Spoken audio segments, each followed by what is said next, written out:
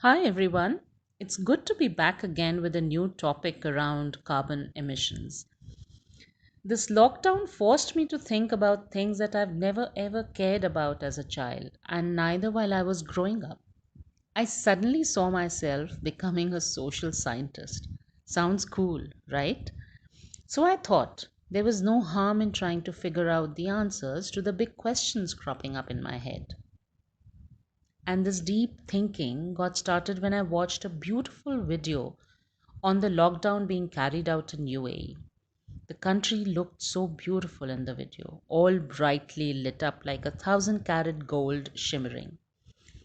And right after, I was toying with these questions. Why carbon emissions were much higher in rich nations vis a vis poor nations?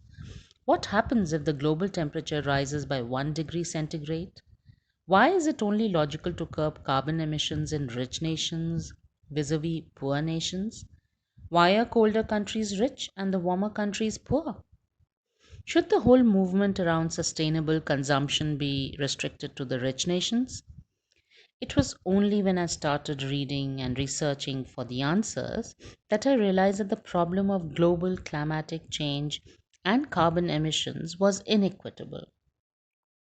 Lion's share of carbon emissions was generated in rich countries or to produce what is being consumed in these rich countries. And this costs much more to the poor nations. It looks like an intractable problem given that who must solve this have no strong impetus to do so. We clearly need to understand this at a very transactional level. Carbon emissions go up not only when we drive a car, but we contribute to carbon emissions even when we buy an electric car in the whole manufacturing of that e car. And to understand it a little deeper, we need to realize that even when we park this e car in the garage, we have contributed to carbon emissions through the process of construction of that garage. In other words, every human activity contributes significantly to carbon emissions.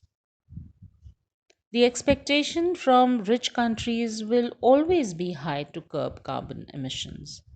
The residents of the poor nations are anyway less equipped to protect themselves against the bad effects of temperature rise. They work out on the fields and factories where ACs are not even an option. It hits them much harder. As the productivity drops along with school dropout rate going up, economies get battered even further. We clearly see that inequality has risen drastically with searing consequences across societies. With all this going in my mind, I could somewhere hear the nagging of my father. Switch off the lights, Shefali, if you don't need it. Turn off the engine at the signal. But his words carried sensitivity, which I realize now. I leave you all with these thoughts to dwell on. We'll catch you again on Back of Beyond.